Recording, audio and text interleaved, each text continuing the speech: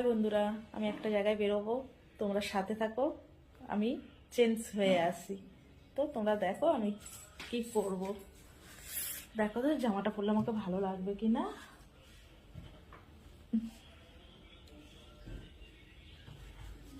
তো আজকে এই জামাটা পরবো, সাদা লেগিংস ওড়না দিয়ে। কেমন লাগে তোমরা দেখতে থাকো। তো দেখো আমি রেডি, বেরোবো, চুলটা আজ দিয়ে।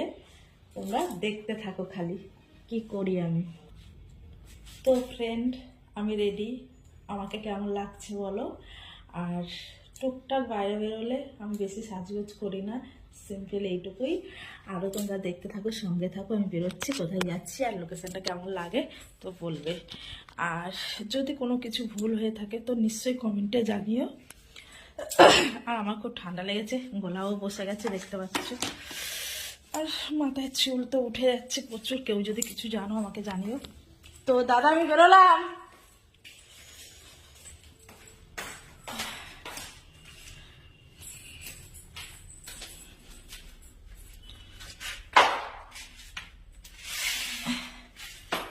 আর সবাই জানো এইটা আমার কাজের জায়গা।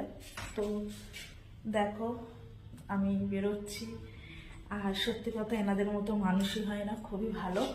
আমি এতগুলো বাড়ি কাজ করেছি, কোনো সময় এরকম পাইনি। তো এই বেরোচ্ছি, দেখো আর সাথে যেগুলো কেমন লাগছে দেখো।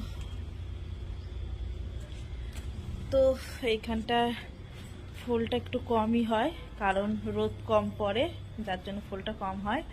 আর আমার বসানো এই যে তুলসী গাছ, আমি যাকে রোজ মানে ফুল দিয়ে পুজো করি, জল ঢালি, দেখো আমারই সমান তুলসী গাছটা।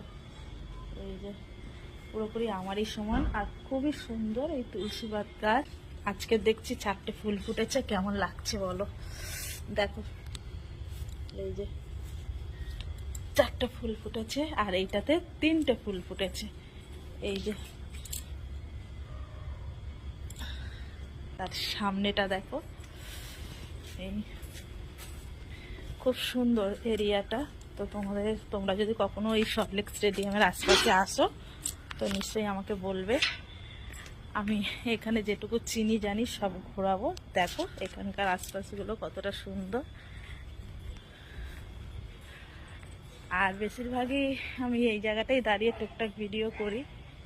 আর বাইরে তো লজ্জা লাগে, সবথেকে বড় কথা। আর একটা কথা হচ্ছে, আমি কোথায় যাচ্ছি তোমাদেরকে বলাই হলো না। তো আমি আমার মায়ের কাজের বাড়িতে যাচ্ছি, যেহেতু আমার মাও পরের বাড়িতে রান্নার কাজ করে। আমি যেরকম লোকের বাড়িতে